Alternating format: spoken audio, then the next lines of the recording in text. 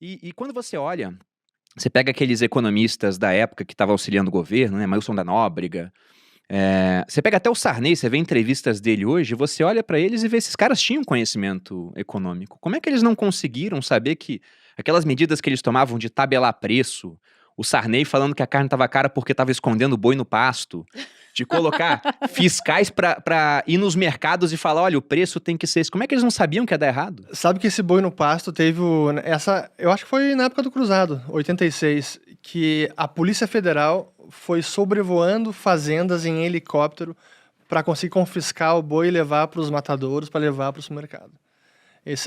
Tem capa da Veja, Quer sumiu o dizer, boi. eles queriam obrigar os caras a matarem o boi e vender pelo Exatamente. preço que eles queriam, não pelo preço que era o justo. Que era um preço que daria prejuízo pro cara. Exato. Porque era um preço abaixo do preço que seria o de E mercado. eu acho que é isso que as pessoas não entendem quando falam: a culpa é do empresário que botou esse preço. Não é que o empresário não quer vender pelo preço que foi dito. É porque não vale, né? Não... Esse é o ponto essencial que também tem a ver com a inflação, é como o preço é a informação mais importante da economia. Porque o preço, ele emite uma série de sinais, de informações para todo mundo se comportar e se coordenar de forma harmônica.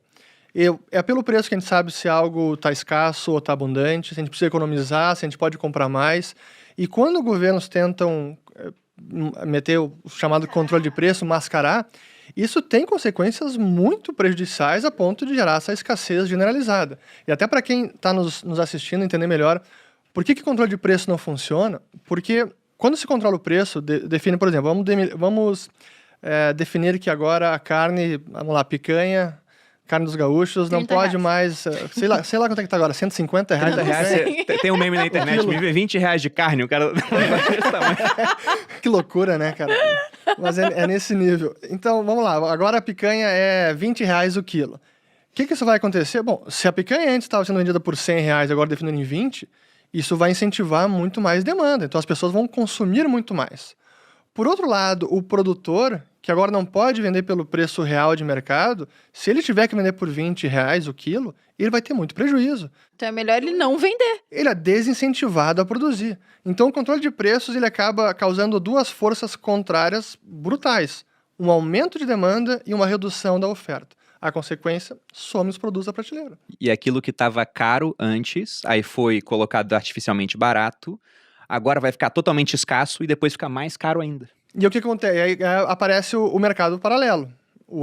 Não, agora estão vendendo com ágio. Não, estão vendendo pelo preço real. Esse é o preço de mercado. Então, preço não é um dado arbitrário que o governo pode meter a mão. É realmente uma informação importante. Lembrando do pinto mais milho. É do Ray Dalio? Que dá no frango e depois no nuggets, né, gente? Isso... Episódios anteriores, 30, assista. Do Futuro do Dinheiro. É muito assim, o cara tá lá, o cara vai vender carne, então ele precisa dar comida pro boi, contratar o cara que vai cortar o boi, o pasto, não sei o quê, tem o tempo, que também é dinheiro, enfim, várias coisas. Então, não é que ele não quer vender, é isso que as pessoas não entendem, ele vai ter prejuízo, ele precisa de um dinheiro tanto pra produzir aquilo, só pra ele botar a carne pra vender, ele já gastou R$80. Então não tem por que ele vender 20, né? Exato. Ele tem que vender por 100, 120 pra ele conseguir ganhar e fazer sentido todo aquele esforço. Senão, ainda tem imposto aí, né? Não, sei lá. E tem pontos interessantes nisso, porque isso que o Rich falou, que pode ser revelador pra muita gente, tabelamento de preços dá errado desde épocas imemoriais, mas pegando registros históricos muito conhecidos, você pega lá no Império Romano, já que a gente tá com várias moedas romanas aqui, você teve uma época do Édito dos Preços Máximos, onde o imperador, na época era Diocleciano, vendo que os preços estavam aumentando, simplesmente ele falou: olha, o limite para vender as coisas agora é tal preço por cada item. E quem desrespeitava era morto. Ou seja, não era por falta, assim, de uma pena, né, que as pessoas iam deixar de respeitar. Mas imagina que o cara colocasse lá o preço da carne por 5 denários, ele vê, nossa, por 5 denários não compensa eu vender carne. Simplesmente o cara deixava de vender. Então, os romanos começaram a sair das cidades até por conta disso. O preço do leite tá 1 denário, eu gasto 2, então vou transformar o leite em queijo, aí o leite some. O queijo agora tabelaram um preço, aí você para de fazer queijo, aí você faz outro produto. Aí, de repente, quando você vai ver, tudo que é tabelado começa a sumir. Na Argentina, agora, a gente tá vendo isso também, porque lá eles tabelam certos itens, aí você tem lá, o arroz tá tabelado, o arroz some, mas tem um arroz com ervilha, que não tá tabelado. É o iogurte, né, que você tinha falado, com fruta, sem E fruta. gera essa situação de um mercado paralelo. Eu lembro que uma vez o meu avô me contou uma história de que nessa época do Sarney, nos anos 80, você tinha traficante de chocolate. Pelo seguinte, né? Eles começaram a tabelar o preço do chocolate. Aí o que aconteceu com o chocolate? Ele foi ficando cada vez mais fino a barra, com cada vez menos cacau. Foi ficando um negócio horrível.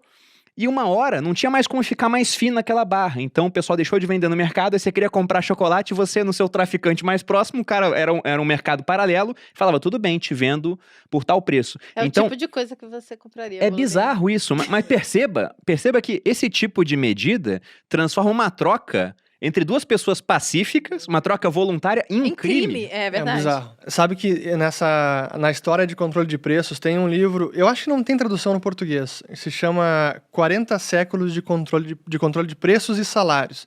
E aí mostra vários episódios ao longo da história com evidências empíricas, olha, isso aqui não funciona, não adianta. E no plano cruzado isso foi ainda mais absurdo, porque eles fizeram um tabelamento de preços, apenas os preços ao consumidor. Então, aqueles produtos de consumo final. Mas não tabelaram os produtos intermediários. Não que resolvesse, mas ficou mais rápido o surgimento da escassez. Os produtos sumiram de forma muito mais rápida. Então, o cara estava produzindo, o custo dele, o insumo, seguia aumentando de preço. Mas ele na ponta tinha que vender pelo preço tabelado. Então, sumiu muito mais rápido os produtos e o boi foi mas foram vários outros que simplesmente desapareciam das prateleiras.